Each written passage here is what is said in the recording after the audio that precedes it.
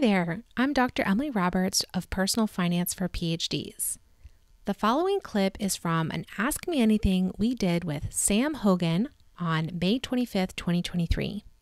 Sam is a mortgage originator specializing in early career PhDs, an advertiser with Personal Finance for PhDs, and my brother. In this clip, you'll hear a question from Brandon about the short timeline for home ownership while in grad school or a postdoc, and both Sam's and my answers. Hi, nice to meet you. My name is Brandon. I'm a late stage PhD student, and I am thinking about doing a postdoc, which will happen sometime within the next year for me. I guess my question is more retrospective in nature, but I guess it also applies here. I knew maybe one person, one PhD student, who bought a house while they were a PhD student, and that decision kind of, I don't really know how to think about that. Does it make sense to buy a house when you're a PhD student, knowing that you won't be there long term? And I guess my question is, how long should you be thinking about living in a place when you're thinking about buying a house? Because now I'm considering moving to get a postdoc, but I know I'll be at that place for 2 to 3 years at most, and I'll probably move somewhere else afterwards. So I don't really know what the factors are for making a decision as to whether to buy a home or not, given that I'm going to be moving around within a 2 to 3 year span. Do you have any insight on that? I do. I'm a big advocate of buying and holding real estate. So the it's similar to what they say about the stock market. It's not timing of the market, it's time in the market. So even if you have 1 or 2 years at a place that you're buying, you're still in a university town. You could still rent it to other PhDs or undergrads. You probably can increase rent every single year that you're renting it out. So you want to think, would I be able to manage this property or have a property management company if I were to leave in 2 years? So I'd say you want to think about playing the long ball here, because if you're able to set up a property management company should something go wrong, and you can cover the mortgage payment with the rental income, then every month that you're making that mortgage payment, it's a forced savings plan. So if you're able to manage it and control it, and you understand the long-term benefits, then yes, I would say homeownership is the way to go. Of course, if you were in your first year of your PhD and you knew you were going to be in that city for 5 years, yeah, when you do I have a really good like rent to own calculator. I might be able to send you something for a certain zip code that shows all of these things: the comparison to a rental, the cash flow difference, the tax benefits. You can adjust the calculator to 3 years, 4 years, 5 years, how many years you want to set it up for, and it'll show you your like net worth gain. But long story short, if you put it to 5 or 6 years, the net worth gain is always on the ownership side, to the tune of $100,000+. I have some further thoughts about this question, Brandon. I might ask you a couple questions, and these might spark some further thoughts from Sam. But so Sam didn't quite say it this way, but I think I'll say it this way. When you have a very short time frame that you're going to live in a place, like 2 to 3 years, for it to financially make sense to buy and sell at that 2 to 3 year time period, it's very expensive to do that. And so you would have to get really lucky with like the time period of the appreciation. You know, Sam just said time in the market versus timing the market.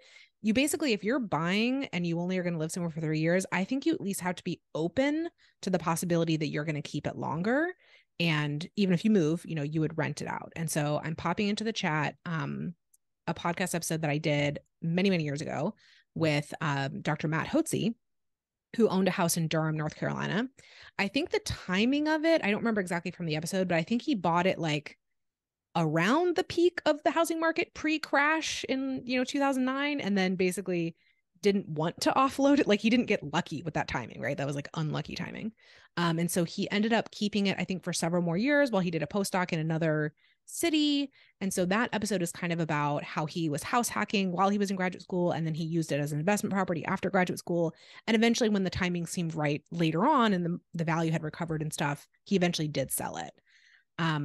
So yeah, my take on this is if you're going to have a short time frame, you have to at least be open to keeping it longer and accept that, you know, you might have to manage it yourself, or you might hire a property management company, and you have to look at it, like look at the numbers, like Sam was talking about, of the rental market with that in mind to make sure it would also make sense as a rental. The other way that a short-term ownership period could work financially is if you're house hacking. And we talked about that a little bit earlier, but I don't know if you know what that means. Okay, so house hacking is when you live in a home and you also have tenants in that same home. So it could be a popular way to do that is to have a duplex or a triplex. So like you're living in one unit, somebody else, you have tenants in the other units. But as graduate students and postdocs, it's also very common to house hack single family homes or even condos where like you just have one bedroom or two bedrooms that you could rent to other people. And so house hacking really either defrays your housing cost or can even make you money depending on the exact ratios going on. So it's something that can make a shorter term time period work.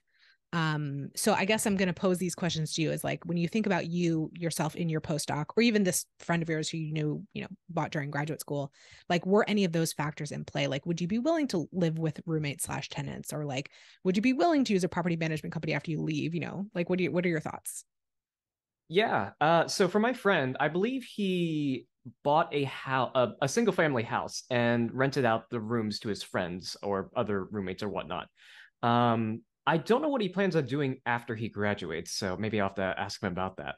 But as for me he could have made enough money through house hacking that he could be okay with selling, even if the house hasn't appreciated very much, which it probably has in the particular time period that's been going on. But like, even if you get unlucky with like your timing, house hacking is a more guaranteed way. I mean, it's not guaranteed because things can go wrong, but it's a more reliable way of definitely coming out ahead financially over a shorter period of time.